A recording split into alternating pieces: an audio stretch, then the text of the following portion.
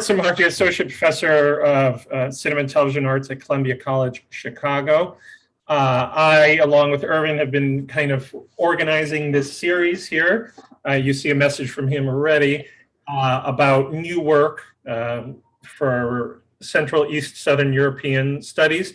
The idea was just sort of coming out of the SCMS SIG and to kind of think of how, particularly, in the age of Zoom, we can connect with people across the globe doing this work who may not be able to travel to the SCMS or visit other conferences. And I don't want to give too much information about that, but if you do click on the links, we have a webpage with information about forthcoming talks and past talks. We are being recorded, as you've seen the message, so this will get posted on YouTube. Links will be sent out, after the talk. The other thing I wanted to say just before I, introduce our first speaker is, as says here in the chat, if you're interested in presenting future work, reach out to Ervin and I, and I'll put my email in there in a little bit.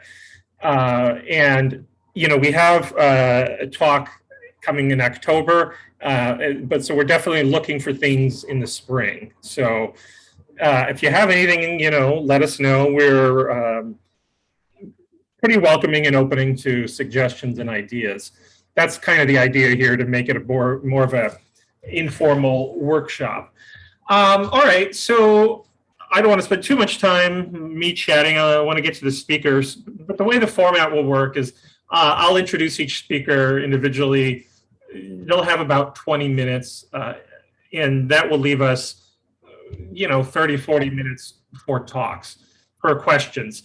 The way questions are going to work, and I'll say more about that later, is for now we will put them in the chat. If you have a really long question or anything like that, you can raise your hand and we can kind of unmute you. But okay, so I'm just going to go in the alphabetical order here. So our first speaker is Phillis, who holds a PhD in film studies from the University of Glasgow. He'll be talking about his new book, Greek Cinema and Migration. He has additionally published several articles on topics such as migrant representation, transnationalism and identity in Greek and European cinema. His research include transnational film discourse, Greek film culture, world cinema, small national cinemas, and migrant representation in European cinema. He has taught film and media studies at the University of Glasgow and Glasgow Caledonia University, and is currently a lecturer in film and media studies at Sciences Po College in the city of, terrible French pronunciation, sorry there, La Havre, France. At the moment, he is researching contemporary Albanian cinema and the cosmopolitanism of Albanian filmmaker Buhar Almani. So, welcome, Philip. Thank you very much. Yeah. All right. So I'll just thank you very much again for having me here, and it's a real pleasure. And I think I'll just dive into it directly to also save on any time. All right. So my book, which you have very nicely presented here. It comes on the heels of growing research in migration and media representation, transnational cinema, and European film production after 1989 and the collapse of the Eastern Bloc. Moreover, in the last 10 years, we have seen steadily growing scholarly attention to Greek cinema, which gained renewed currency after the blast of the so-called Weird Wave and the international success of Yorgos Lanthimos's breakthrough film Dogtooth. This momentous occurrence in contemporary Greek film culture gave me also greater impetus to publish on Greek film production as a whole. What's more, in the early 2010s, we also saw in Greece the rise and eventually the fall of the Greek fascist party, Golden Dawn, to become the third most popular party with a voice in the Greek parliament. Golden Dawn were known for a number of characteristics that pertain to the contemporary European far right, but even more than, for example, FN in France. The party was organized as a Nazi militia and targeted migrants, refugees, and anarchists, not only in their horrendous rhetoric, but also in actual pogroms that happened mostly in the streets of Athens, which also resulted in numerous deaths without any mention by the mainstream media.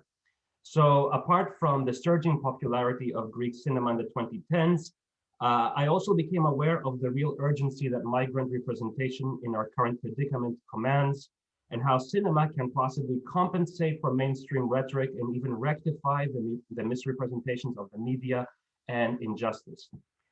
If there is, in fact, one theme that seems to have become a mainstay in European film production in the last 20 years, that surely is migration in all of its numerous manifestations. Another notable fact is that the cinemas of small nations and contemporary cinema from the Balkans and European South feature steadily in scholarly discussions, as seen also in the first meeting of this roundtable discussion, where we talked extensively about recent publications on Balkan cinema. It is important, therefore, that we approach them through an interdisciplinary and up-to-date critical framework. My personal aspiration has thus been to look at Greek cinema and the preoccupation of Greek filmmakers with migration by combining the teachings of film and cultural studies, specifically critical discourse analysis, which provides the tools to assess the role of ideology in filmic representation, and also concepts such as identity and otherness. I also utilize contemporary writings on transnational film theory, which in turn helps us to comprehend the crossing of borders in filmmaking and to evaluate the cultural identity of films as cultural commodities. Migration is undoubtedly a major signal of the transnational and of the transnational turn in film studies. With my monograph, I therefore aim to encourage further discussion on migration, but also on the transnational, post-national, and cosmopolitan dimensions of contemporary Greek cinema. At this point, I feel like I should maybe provide a kind of disclaimer, which is to say that in no way is Greek cinema and migration a study of a national cinema in the ranks of, let's say, Susan Hayward's French national cinema or Thomas Elsasser's German national cinema. It is more so an interdisciplinary thesis on Greek cinema and migration, with migration seen as an all-encompassing concept. Here, it refers to the various border crossings that happen in films and also in their making, and to the hybridity of contemporary Greek films, which, as though to embody the spirit of the transnational, they blend popular genre conventions with art house cinema, documentary, fiction, and even standard media representation tactics. They moreover display a hybrid cultural landscape of languages, locations, and people, which exists also in the creative context of films and bring into relief the essentialisms that underlie the very concept of the national. So this book is not only a study of migrant representation in Greek cinema, it is also a survey of contemporary Greek cinema as implicitly transnational. Rather than a single argument, this book offers a rounded exploration of contemporary Greek cinema and the fascination of Greek filmmakers with all things migration related. There, for example, migrant journeys, in which case we discuss themes such as mobility, borders, border crossing, the plight of migrants and refugees, discrimination, their uneven integration, and the growth of the far right in Greece, the encounter of a Greek character with a migrant, in which case we discuss themes again like otherness, belonging, and identity, and finally, the very concept of a crisis, of a migrant-refugee crisis, the latter in both fiction, but especially in documentary films. So the book offers a survey and analysis of major representation strategies and their various implications. In terms of representation, it is argued that in their effort to humanize migrants and showcase their plight in so-called Fortress Europe, of which, as we all know, Greece is an essential member, filmmakers tend to reinforce victimhood as a mainstay of the migrant experience. In turn, they reinforce Eurocentric ideology, which deems Europe as an unreachable El Dorado that migrants perpetually orbit as tragic outsiders. Another major point of reference is the state of crisis that migrants and refugees continuously find themselves in, especially as conceived in media reports, which tend to offer a very narrow frame of reference to the issue of migrant-related violence, such as riots and honor killings. In this respect, I argue that since migrants appear in films most often as victims of violence rather than perpetrators, which is the let's say, the racist stereotype. They remain fixed in a permanent state of crisis, one which often involves the body of the migrant or refugee other as a wounded and vulnerable site of humanitarian aid and compassion, outside of the realm of politics and socio-political struggle, a fact that leaves audiences often feeling numb and without the possibility of genuine reflection. A very good example is, and a very popular one as well, is from the very famous Michael Haneke film Caché, Hidden, in which the Maghrebi brother of the protagonist, the white Western protagonist, in a way, in an act of defiance and protest, he basically cuts his own throat in front of his brother. So this is a way of almost shocking audiences into thinking about the suffering of migrants, of minorities, or refugees, and so forth. I argue, on the other hand, that it can leave audiences feeling numb and unable to reflect. Nonetheless, in doing so, filmmakers do move their audiences into feeling sympathy towards a disenfranchised other. Now, beyond representation, as mentioned already, I also aimed to address the transnationalism of contemporary Greek films and filmmaking. In these terms, I examined the various supranational and transnational links of a large corpus of films, looking at both their content and their creative background, highlighting the crossing of borders and cultural exchanges that happen in the making as much as in the films per se. In this case, I argue that Greek cinema in this new phase embodies hybridity as a driving creative force. Contemporary Greek cinema after 1989 is in fact largely a product of similar forces that instigate cross-border movement in an age of global interconnectedness, which sees people and capital move across borders just as cultural commodities do. I am thus looking at Greek cinema and migration as a symptom of Europeanization after 1989, the European agenda of Greece, and of globalization. One chapter, especially in the book, and a chapter early in the book, is dedicated to the films of diasporic Albanian filmmakers living in Greece, the creative background of these films and their content, which reveal various cultural links between Greece and Albania, two rival nations with a history of nationalist confrontations, population exchanges, and shifting shared borders. Moving on, the first premise that Greek cinema and migration opens on is Greece's sudden transformation from a once sender of emigres to a host of foreign migrants. This momentous turn of events resulted in long-term demographic shifts and was all in all a shock for a country lacking entirely in appropriate infrastructure and for a populace which had a deep nationalistic conditioning. Newcomers were from countries of the former Eastern Bloc, Southeast Asia, and the Third World. The largest migrant group, however, and the one most heavily discriminated were Albanians, who in the 1990s especially had just come out of a 40-year state of isolation unprecedented in the Balkans and in Eastern Europe. The numbers speak for themselves. By 1999, there were already 400,000 Albanians living in Greece, predominantly undocumented. They were, as I said, also the most heavily discriminated migrant group in Greece. Albanians were considered as de facto criminals and illegal, two terms which are two codependent terms when it comes to migrant discrimination.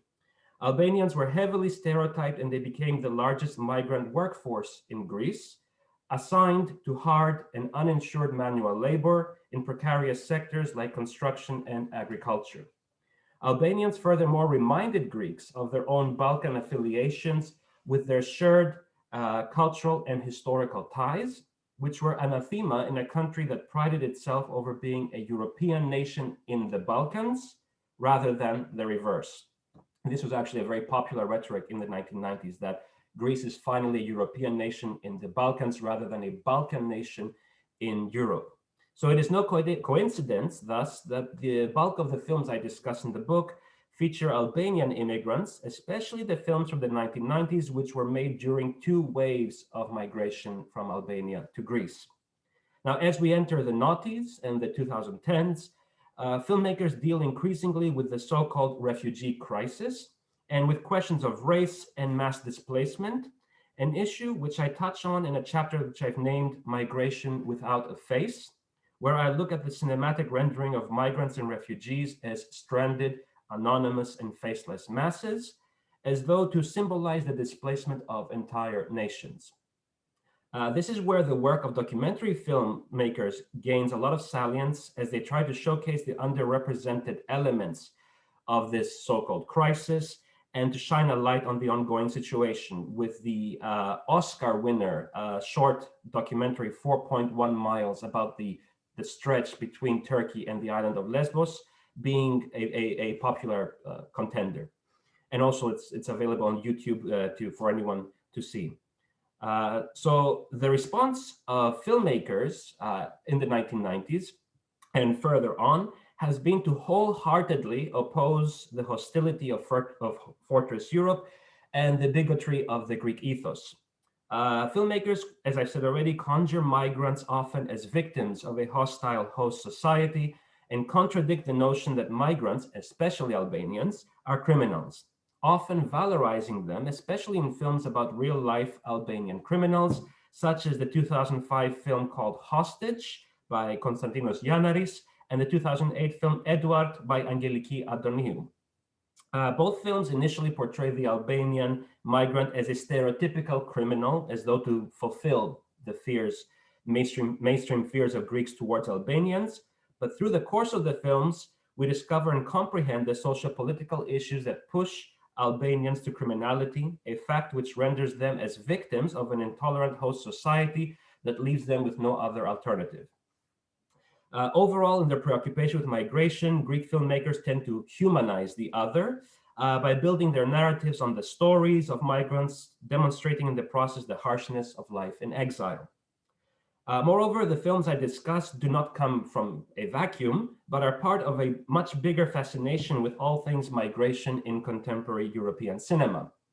They display many common features with a multitude of European co-productions in terms of representation and themes, but also as a European transnational co-productions with a hybrid creative background. In dealing with the burning question of hospitality, but also, as I said, as European co-productions, Greek films embrace further a European status, one without the essentialisms of European art cinema and their de facto national designation, which were for long considered as standard features of European film culture. In addition to the aforementioned, we have seen a proliferation of research into migrant representation that can refer often to diasporic, migrant, or exilic filmmaking, especially as discussed in Hamid Nafisi's seminal book, Accented Cinema. Accented Cinema is very much I am myself very much indebted to the work of Nafisi and to critical reevaluations as well of Accented Cinema.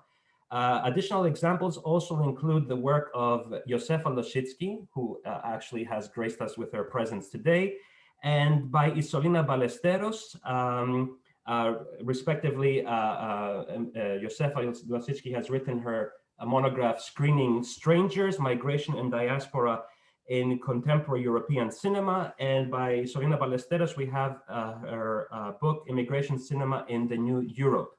These are two examples of research in migrant representation. So yeah, and both of these authors, like myself, have examined so-called hegemonic or migration cinema, looking at films made by representatives of host nations. The result also, this is also, so the book and the preoccupation of Greek filmmakers with migration and the plight of migrants is also the result of an identity crisis in Greece, in a country faced with a quote-unquote new world order. With this term, the Greek scholar Vangelis Kalotikos refers to the Greek state's fierce modernization agenda following its EU membership in 1981 and further plans for Europeanization, which dictated that Greece, quote unquote, repositions and reforms itself in a new international environment. This new world order manifested itself in the thousands of migrants at the Greek threshold. Fulfilling the mandates of European modernity and culturalism, would demonstrate, again, quote unquote, whether Greek society could reform itself and accommodate the changing populace, or whether it would simply dig in its heels. Arguably, as we can see today, it has dug in its heels. Moreover, on this issue of identity crisis, the other Greek scholar and author of History of Greek Cinema, Brasidas Karalis, has written the following: "It is almost as though the Greek experience has lost its right to be represented, or even as though contemporary Greek directors refuse to deal with the Greek experience and use the mirror of the immigrant in order to depict the crisis of meaning, authority, and purpose that seems to dominate social life, without ever admitting that they themselves are the immigrants we see on screen, strangers in their own land," with, of course, the possessive pronoun own land being heavily problematic. To quote again Ms. Lositsky and her writing, she also captures a wider crisis of identity in European films. And she writes the following: "My choice to discuss mostly hegemonic rather than minority, diasporic, migrant films, that is the accented films according to Nafisi, is related to my attempt to explore the crisis of European identity through the emerging dominant discourse of anxiety regarding its new strangers and others within. Nowhere are these anxieties better articulated than in cinema, which both reflects and constructs societal attitudes." So Greek filmmakers evoke the Greek nation's encounter with migrants and in turn allegorize the transformation of Greece and popular anxieties at the turn of the new century. In The Newcomer, Greek filmmakers envision often the otherness of Greeks in an age of globalization and migration, of a people perpetually caught between national assertion and European reform, who feel as strangers, quote unquote, in their own country. So the migrant often serves as a mirror that reinforces the centrality of a Greek protagonist against a disenfranchised other. Therefore, once again, I argue that Eurocentric ideology remains untouched. This is one basic point the book tries to raise. It is important, therefore, that we maintain a degree of critical rigor rather than celebrate these films for some of their obvious achievements. And this is often the first reaction, to celebrate these films for indeed their obvious achievements. In this respect, Greek migration cinema is very much about Greece and about Greeks, and does not fully break from a tradition of national cinema, one, as we know, which is often loaded with essentialisms on identity and belonging.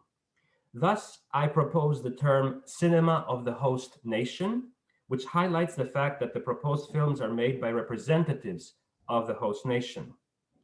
This term incorporates the hegemonic dynamic between guest and host, and makes it possible to initiate a critical dialogue on the capacity of cinema to radically reassert the terms of representation. And because I don't want to take much more time and to possibly have enough time later for questions, the basic conclusion here is that in this preoccupation with migration and with all things migration, as I mentioned earlier, Greek cinema displays more than ever before a deviation from the national canon, despite my earlier argument, and embraces hybridity. At the same time, one discerns the permanence of Eurocentric ideology, which comes with this hegemonic positioning of filmmakers. And with this, I really hope to further encourage more discussion and debate on Greek cinema, as it has indeed become more popular, and to look also at Greek films as representative of this canon, let's say, of hegemonic cinema in the framework of migration and representation, especially as Greek films are so difficult to obtain with English subtitles. So I think I'll leave it there and pass on the torch to my colleague, and I look forward later to hearing your questions. Thank you so much, Philip. I know I got plenty of questions, but we'll wait first. I'm going to go ahead and introduce our next speaker, and then we will open it up for discussion. Andrea Virginás has an MA in Gender Studies and a PhD in Literary and Cultural Studies. She's Associate Professor of Film and Media Studies at Sapinta Hungarian University of Transylvania and Romania. That's a great title. I love that. And her research concerns mainstream cinema cultures and small national cinemas, focusing on film genres, narration, intermediality, and cultural theory. She's author of Postmodern Crime, from Agatha Christie to Paul Nook, from Film Noir to Memento. Also author of, which she'll be talking about today, Film Genres in Hungarian and Romanian Cinema, History, Theory, Reception. She's also editor of The Use of Cultural Studies Approaches in the Study of Eastern European Cinema, Spaces, Bodies, Memories. She's published in numerous journals and volumes, including Popular Cinemas in East Central Europe, Film Cultures and Histories, New Romanian Cinema, European Cinema in the 21st Century, Discourses, Directions and Genres, and Beyond Media Borders, Intermedia Relations among Multimodal Media. All right, so I'm going to turn it over to her. Thank you. Thank you very much for the introduction. Thank you, Zoran and Ervin, again for organizing this great series of discussions. And thank you everyone who made time to listen to our presentations. I have a PPT, so I think that might guide my discussing quite strangely a book of mine in this session. And I thought to present the story of this book as I see it now in September 2021.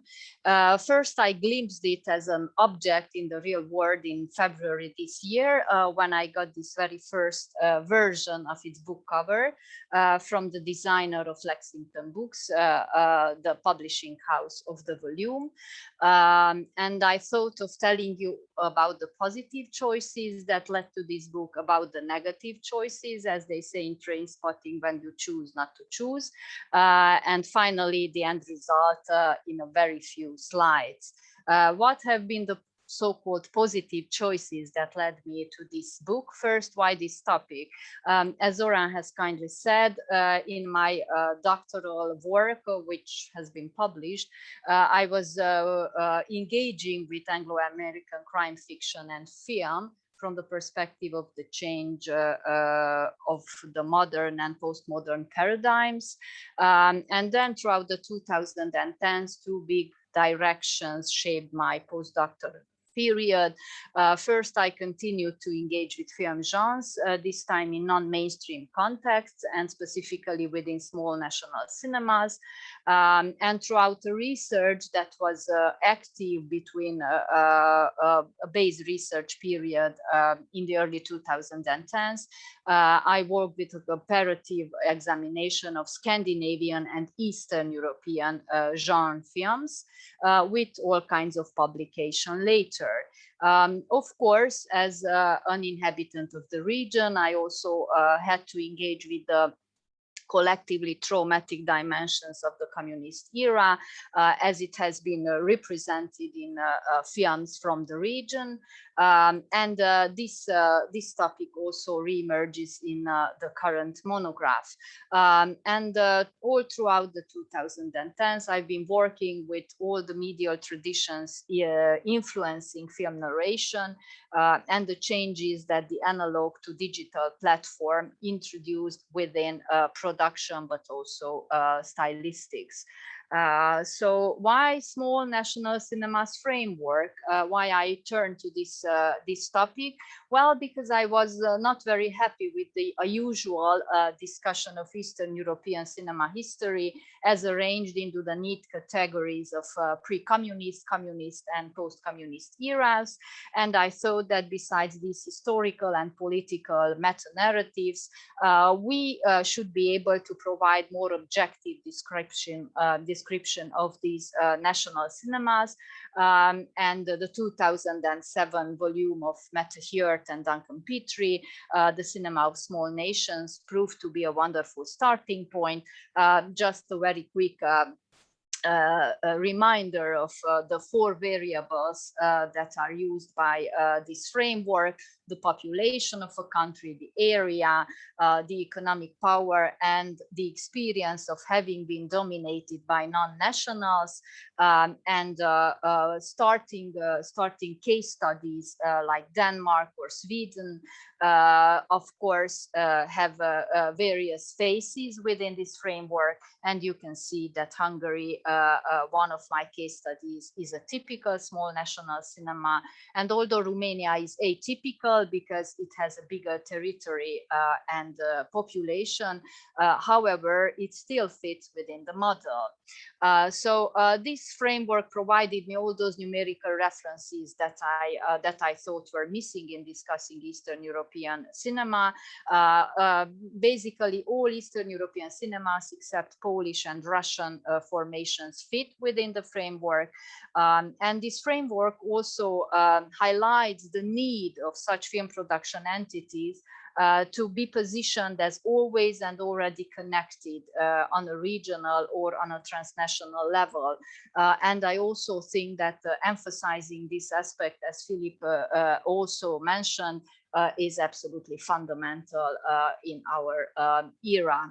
Of course, the Scandinavian model has been fundamental in my research, not only because on the level of production, co-production platforms such as Nordisk Film and TV Fund have been operational for a long time, but also because, as you've seen, theorizing has also been wonderfully incorporating all these transnational aspects from production to stylistics and audience research, and all these aspects have been, of course, highlighted in our pandemic era.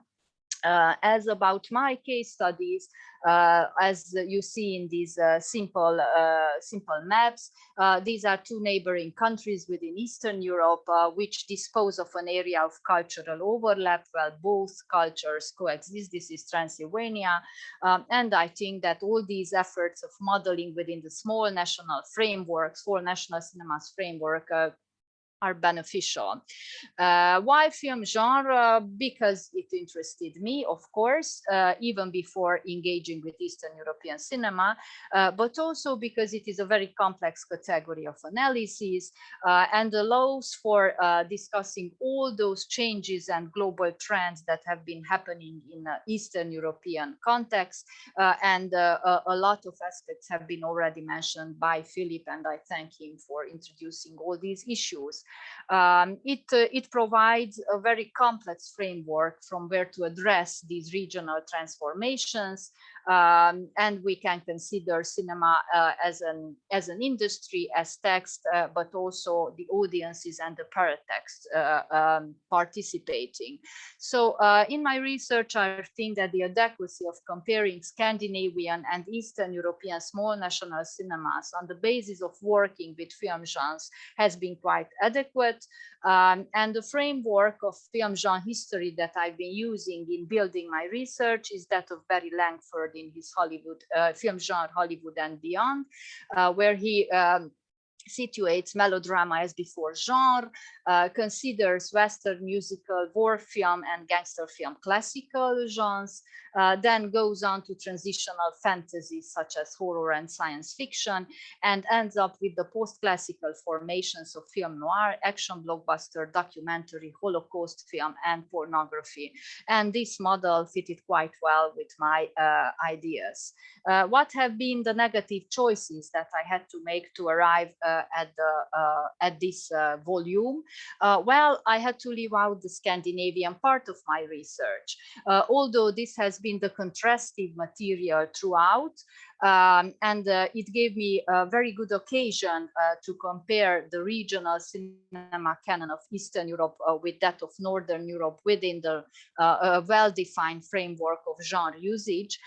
However, and even being able to show that on the level of art house cinema, very strong connections exist between Danish dogma and the first generation of post-communist Hungarian and Romanian filmmakers who have been incorporating a lot of dogma principles in their filmmaking. I thought that genre also provided a good material for pursuing these contrastive analyses, and basically those classical genres that have a Hollywood origin within this period that coincides with the analog to digital platform change, because post-communism in the case of Eastern Europe coincides with the analog being changed to the digital in production and distribution as well. However, throughout the proposal and the writing phase, reviewers address the issue that the monograph will not be consistent internally if this Eastern European Scandinavian comparative framework is maintained. And I also met throughout conference presentations as well, and while writing publications, the entrenched opinion that Eastern European region is very unique and it's hard to compare it to anything outside it, let alone Scandinavian genre examples. So in the current form, it's only minor references that betray the scaffolding of the original research. So what about the Hungarian and Romanian combo? Another very sensitive issue I always had to defend, a choice that although seemed self-evident to me, because these two countries are geographically neighbors, have a very common historical experiences under communism and post-communism, and even before that as parts of the Austro-Hungarian monarchy, have a long history of cinematic co-productions. However, many reviewers and many discussants in various conferences suggested that these are issues that can be said about basically every two Eastern European small national cinema, the Slovak and the Czech, the Serbian and the Croatian, if we go to the Balkans. So why Hungarian and Romanian combo? Also, the issue that I am familiar with both these cinema cultures has been deemed a sensitive point. Is it enough to somehow validate a research of this kind? Well, I think that the fact that these are the only two Eastern European cultures and languages which are non-Slavic in their origin. One is Finno-Ugric and the other is Romance. This makes them quite interesting island within an Eastern European regional canon. And moreover, linguistic influences via cinema have been limited because of this characteristic. Furthermore, common production teams and common productions have become, if not the norm, quite frequent throughout the 21st century. Even if in the period preceding communism, before 1948, Hungarian cinema was better integrated with German and Austrian spheres of influence and was relatively developed compared to the Romanian one, which was closer, of course, to Balkanic kings and had a very strong French alliance. Throughout the communist era, both cinema cultures started to share similar characteristics. And I think that a comparative examination of present day production processes and films themselves can help us understand the effects of these two countries' similar trajectories within the Eastern Bloc. Also offers a possibility to see how and why Central European and Balkanic cinematic culture styles and taste hybridize, and what are the outcomes. And I think that in a way, studying, as Philip also suggested, studying films and cinema from the perspective of how it can represent collectively traumatic dimensions, in this case situated on all rifts of historical enmities is again quite welcome.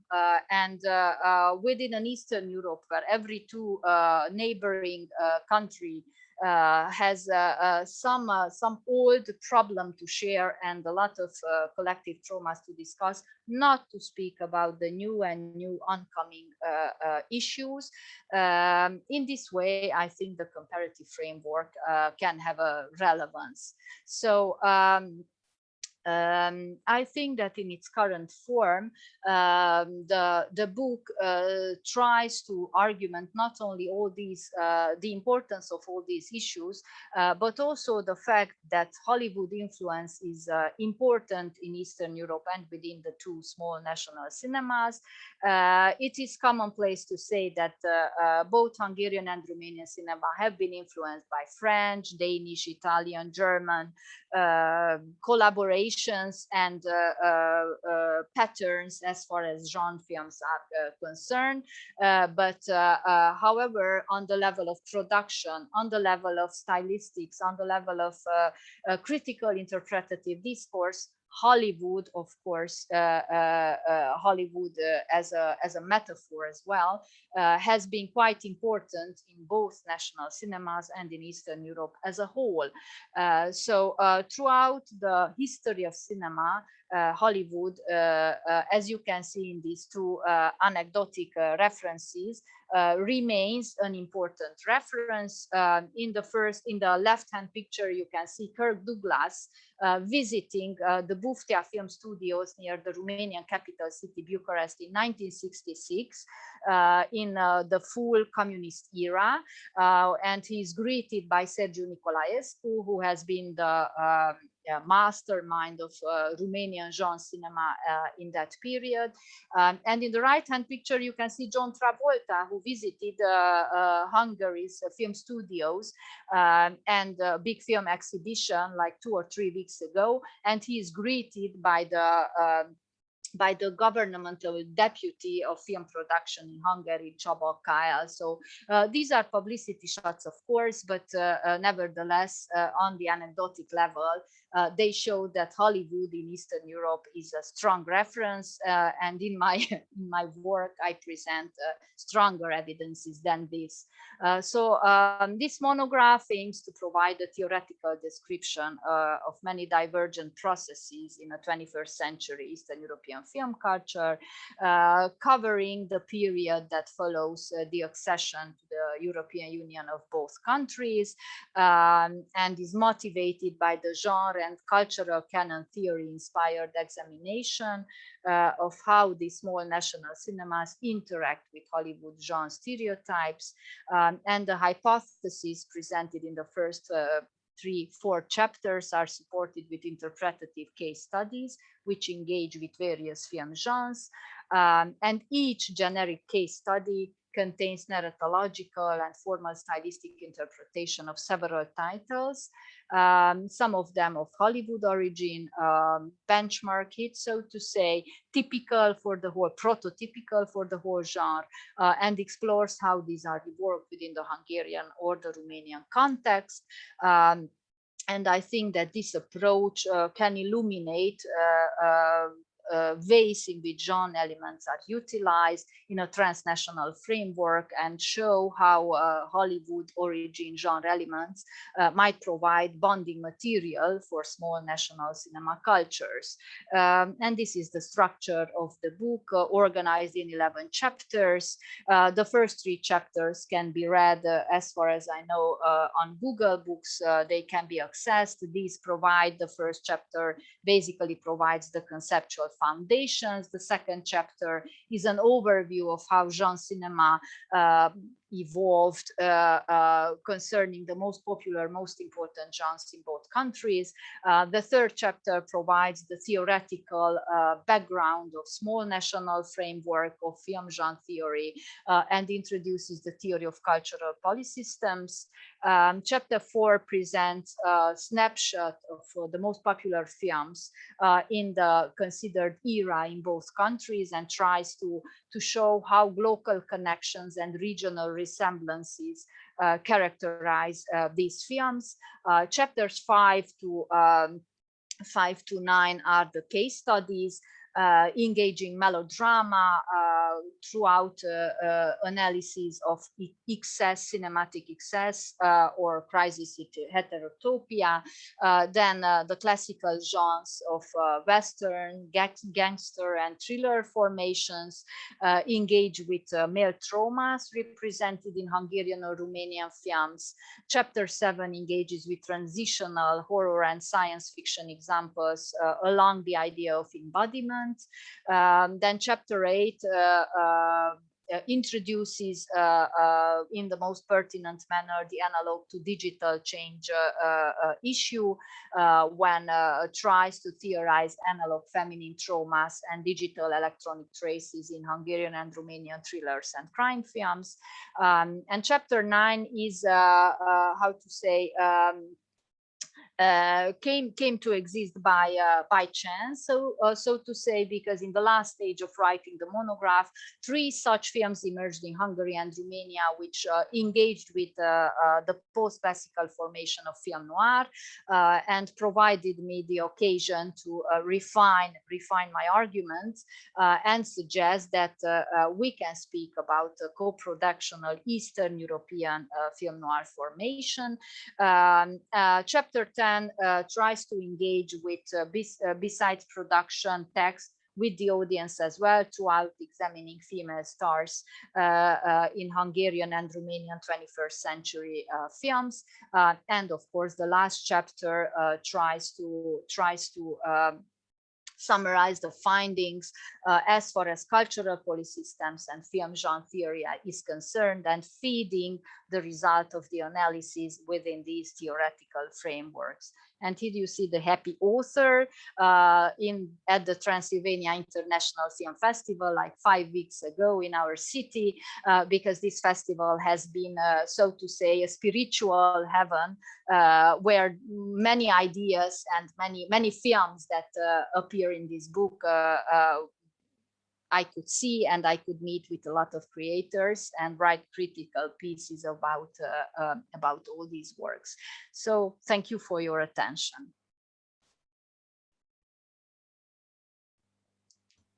Okay,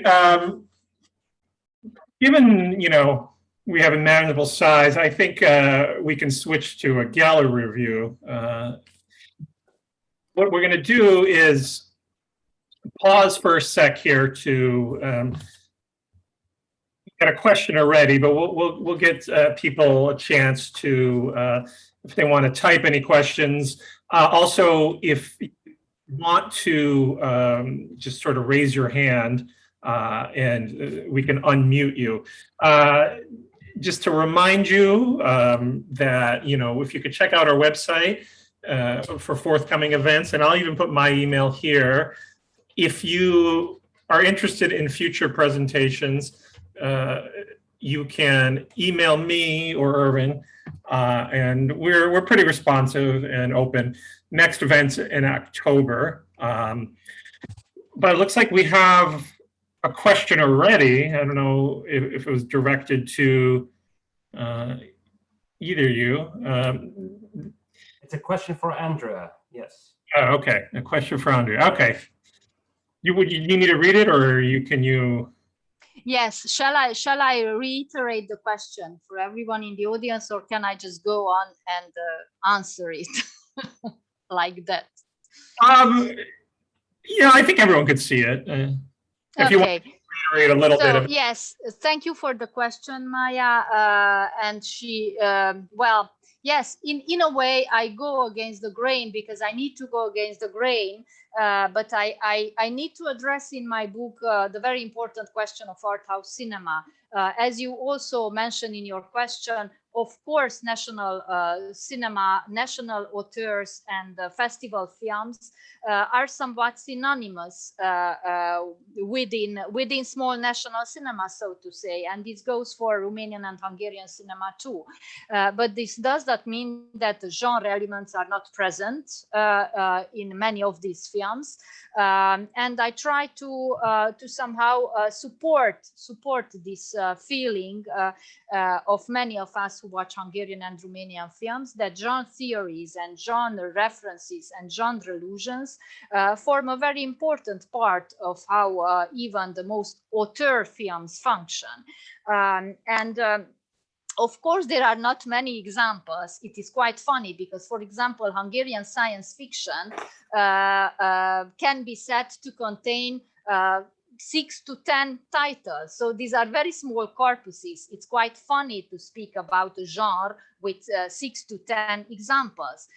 This is why I think that if we link these small national examples to a transnational idea of genre, it makes much more sense, because all these genre films in Hungarian and Romanian context do enter into dialogue with, for example, if I'm speaking about science fiction or body horror, enter into a dialogue with The Fly, for example, by David Cronenberg. And there are quite, quite direct textual references to such films. So in this way, I think that on the level of filmmakers' minds and filmmakers' opinion, genre does not stop at the national border, and it does not stop for the audience either. If you look at fan discussions, and Facebook and all kinds of social media is a wonderful place to do that, you see that, for example, film noir allusions are quite well recognized and discussed by audience as well, and critics too. So in a way, yes, you have to go again against the grain and against the accepted canon. But on the other hand, a lot of cherished festival auteurs work with genre panels. And this goes very well, for example, for Corneliu Porumboiu, who is one of the best known Romanian filmmakers. And his latest film, La Gomera, is an absolutely clear film noir recoding or reinterpretation. Interestingly, at this year's Transylvania International Film Festival, the last 2 years film productions in Hungary and Romania have been presented, and genre panels are becoming more and more evident and more used. So this is evidently a process that is there, and it is more visible than it was 5 or 10 years ago. Oh, thank you. Welcome. Other questions? You're welcome to unmute yourself, or small enough if you don't want to type all of that.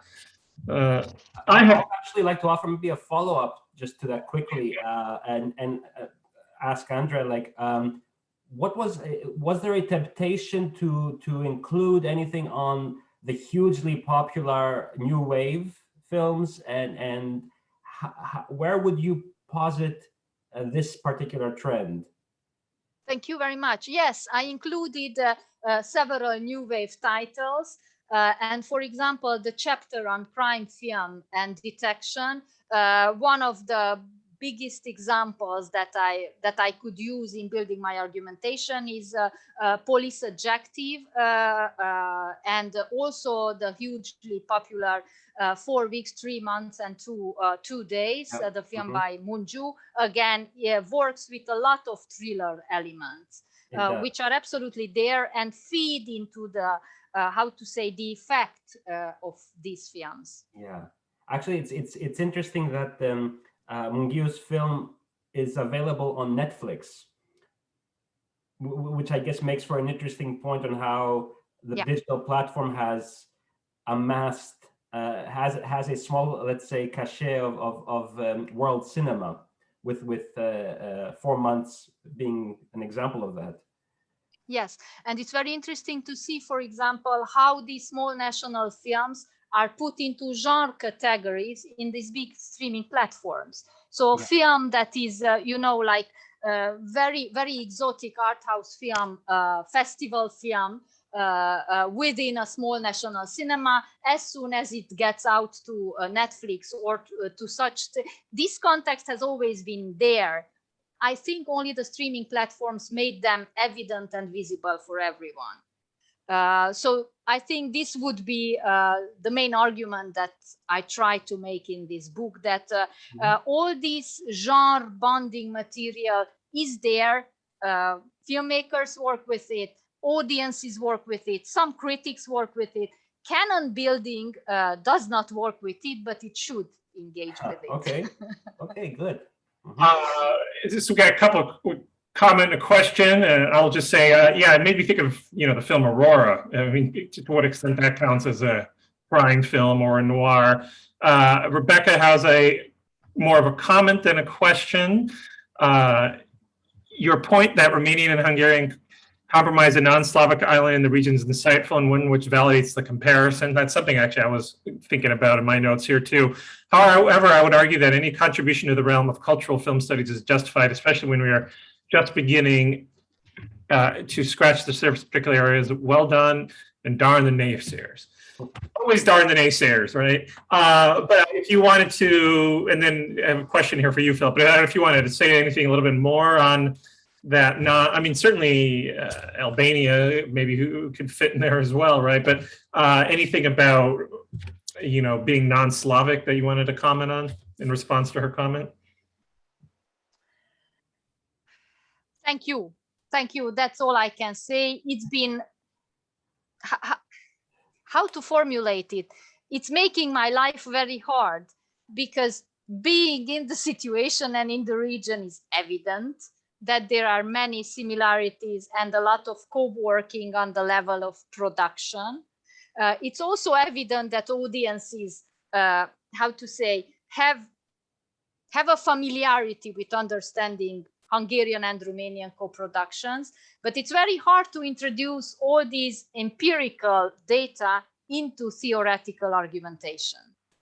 And I've been struggling with that, and I might not have succeeded. Because when you work I teach in a media production department. So I'm training cinematographers and directors. I'm working with production studies as well. I'm making interviews with filmmakers. So I know their perspective, and I know the perspective of theory, canon theory, whatever, and it's quite hard to bridge the two. Yeah, I would say someone in a production environment, that's a similar experience. A couple of questions here, but Philip, you have one here. So responding to what Ervin said, this is actually one of the most exciting parts, I think, of the book, and one which I really enjoyed discovering and doing research on, which has to do with the reception of, let's say, these films of the host nation, or these migration films. Firstly, it's interesting to note that the majority of these films, to also bring it to the question of genre, have been largely seen in Greece and by Greek audiences as examples of art house cinema, when in fact, with the exception of the films of Theo Angelopoulos, who has been hailed as this typical example of art house European cinema, the festival movie and so forth, they are very hybrid films. They mix obvious elements of genre, art house, documentary, fiction, etc. So yeah, firstly, by Greek audiences, they have been received as art house films and therefore as highbrow.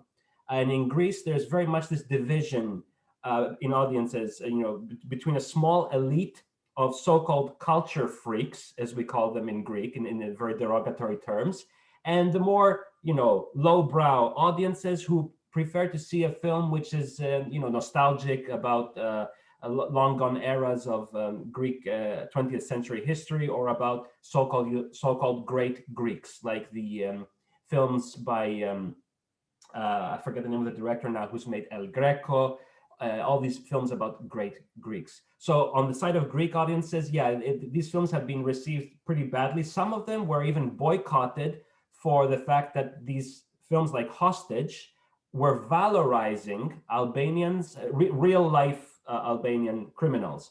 So some of them were boycotted by nationalist groups. But on the other hand, Albanian immigrants in Athens in the 1990s, and unfortunately, I haven't been able to get my hands on any statistics or any kind of data to do more research on that. But I know from interviews that the Albanian diaspora in the 1990s were thrilled with these films, and they would access them very often on the black market. And many of these films actually featured on Albanian television in Albania. And they would, feature almost on a weekly basis, because exactly they are kind of valorizing the Albanian immigrant and kind of sticking it to the Greek state, which has brutalized Albanians. So reception is a very interesting and very varied phenomenon in this case, not at all straightforward. And I think that's something I would like to further capitalize on. Yeah. Excellent.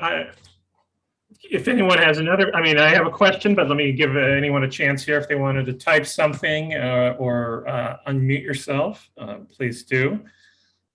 I wanted to follow up a little bit.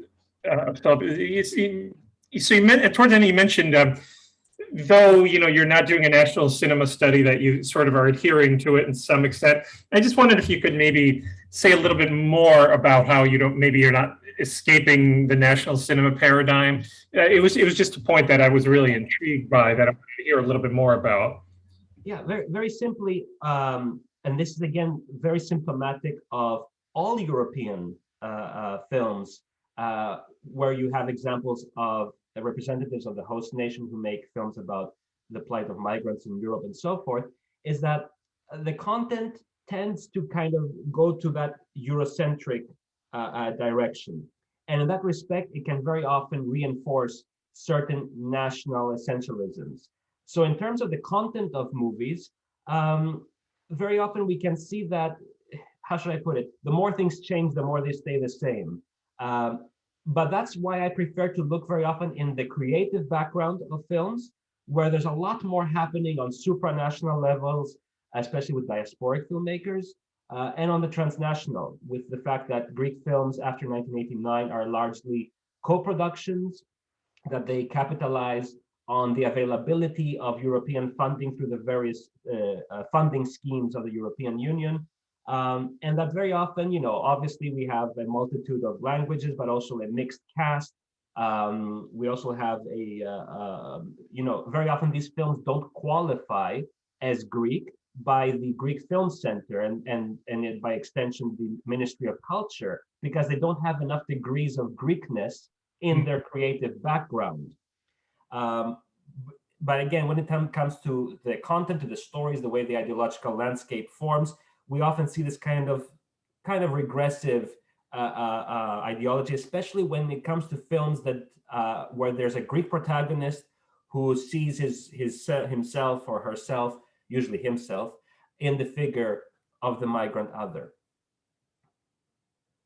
Oh, yeah, excellent. Thanks. Thank you. Yeah. I got plenty of questions, but if anyone wants to type a question or unmute, please, welcome to do so. I wanted to follow up on a comment someone made here, but looks like we got another one. I've been trying to formulate a question about that, but it kept my curiosity. Well, is there anything you wanted to maybe unmute? Cara, sorry if I'm not pronouncing it correctly, and ask? Or is that... I mean, no, not really. My question was just to better understand how not approaching it from a national cinema framework. Excellent, excellent. All right. So I had a question going back to this issue of Hollywood influence in genre, because I was struck by someone said there was like only 2 Bulgarian horror films. I'm trying to remember what they are now. And those great photos, Kirk Douglas. I know, like even Tito would like have his film festivals. Where Richard Burton would show up and things like that. But I'm curious.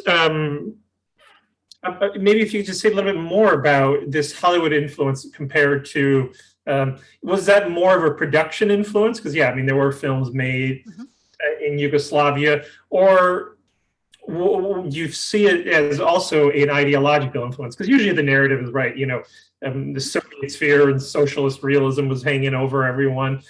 Say more maybe about beyond the production influence, how you see this Hollywood influence working in some of this. Well, another picture comes to my mind as an answer to your question. In a 1974 Romanian crime thriller, which is called With Clean Hands, And it is about a very brave police investigator played by Sergiu Nicolaescu, the guy who was in the same photo as Kirk Douglas. And it is set in like late 1940s, early 1950s, something like this. And this police investigator who is, you know, very elegant, and he's always the smart one in every fight, in a scene enters a small room where of all things in the world, he sees a pin-up photo of Humphrey Bogart. And this is a few years after Breathless, Jean-Luc Godard's Breathless, where we know that Jean-Paul Belmondo does the same. So it is similar in structure, but it is not the irony, and it is not the whole deconstructive process of the French New Wave. It is rather the yearning of this peripheral, very, very simplistic Romanian policeman towards the ideal of the cop as embodied by Humphrey Bogart's characters in all those classical film noirs. So this is a very concrete textual, reference, but it is a very, very strong ideological embedding within all kinds of discourses about how hard-boiled masculinity should function. But what does hard-boiled masculinity mean in 1940s San Francisco as opposed to 1950s or 1960s Bucharest? Apparently, they could see it as bridgeable. They could see it as something that can be hybridized. And it was one of the most successful films of that year. So it seems that the Romanian audience could also identify with this Romanian cop who sees himself as Humphrey Bogart within the same derelict surroundings as you can see in the films of the Romanian New Wave. So these are not high concept films, big production budgets and everything polished on their surface. I'm saying this example because it comes from, from the deepest era of communist Romania, and even there you have all these connections. And ever since 1989, these connections are more and more numerous. So you can find production, all kinds. For example, Dune, Denis Villeneuve's latest film, which premiered at Venice, biggest parts of it were shot in Budapest. So let me not go further than that to give you two extreme examples of how these connections exist and how they influence generic co-workings. Yeah, no, that's great, because this is always something that interests me in many ways. I mean, stories about Stalin loving John Wayne, and so I'm curious about, even the partisan films from the Yugoslav area seem like, John Wayne war movies more than they do, any of the sort of Soviet socialist realist works to some extent. Does anyone else have comment or question they want to share? Like I said, we have a Pula Film Festival forever. We won't call on you to explain or defend that more, Rebecca, but can I also have a question to Philip?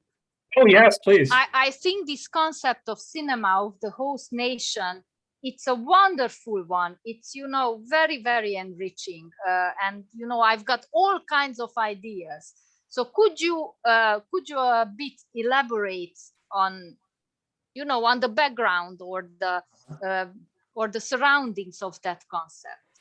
I guess that mostly what I wanted to achieve is to maybe deviate from some of the more established terms, like, for example, accented cinema, and moreover to also to avoid, let's say, the trap of genre and so forth, because I wanted to emphasize the fact that these films are using migration is an all-encompassing concept.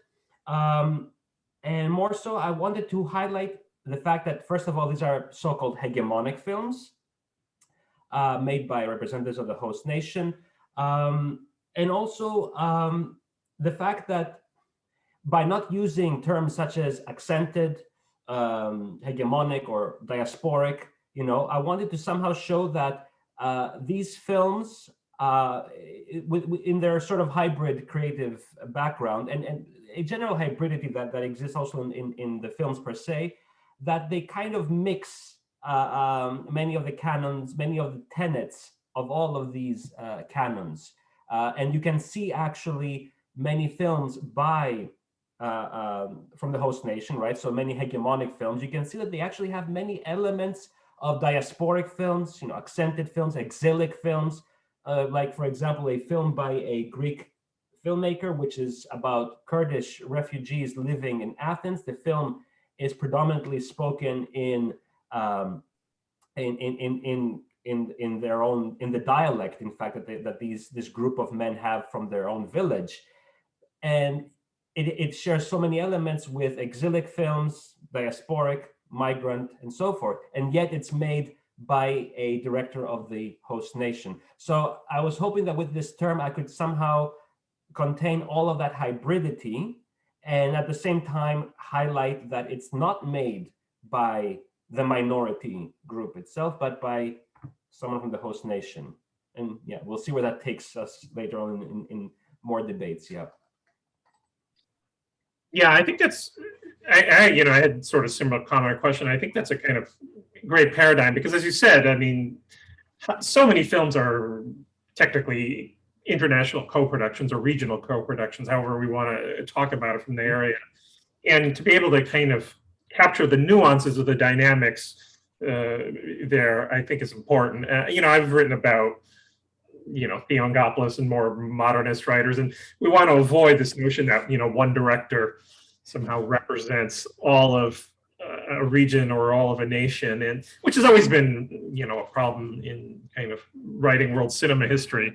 But I think that's a very kind of fascinating way of thinking about it. Mm-hmm. If folks have any other comments or questions? We have a couple more minutes here. I can make it like a Zoom class where I just call on you, but I had some other comments and questions, but I'll give another second here if anyone wanted to add anything. Oh, I was just wondering actually, because you, Andrea, you mentioned that Dune. I thought that Dune was filmed only in Jordan. And now you're saying that parts of it have been also filmed in Budapest, right? Do you think that this will somehow take this big blockbuster into the field of film tourism? Do you think that the film will bring visitors to Budapest for the uniqueness of the location?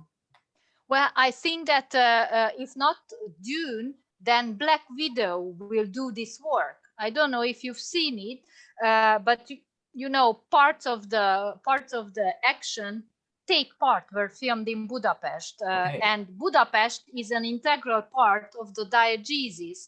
There's a reason why the two sisters go there, and a very, very essential part of the event is related to actual Budapest locations. And even in one scene, Scarlett Johansson teaches someone to correctly pronounce the name of this capital city. So all these idea about Budapest, fighting with Prague for being a more sophisticated and more effective place of shooting in Eastern Europe is ongoing. But you see all these ideological issue already incorporated within the diegetic world of the films, which is, I think, the most fascinating, one of the most fascinating phenomena we are looking at. It sounds like I need to get on board with some of the superhero movies.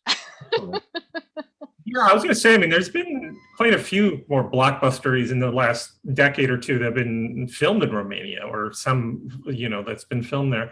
All right, if anyone wants to sneak in a last minute question as I say a few things, please do. But I just want to remind you of something, Ervin here, just sign up to our list. And please, this talk has been recorded, and send it out, share it. Yes, Bulgaria, all the expendable movies. That's what I was thinking about. Please share, links to the talk, links to our webpage.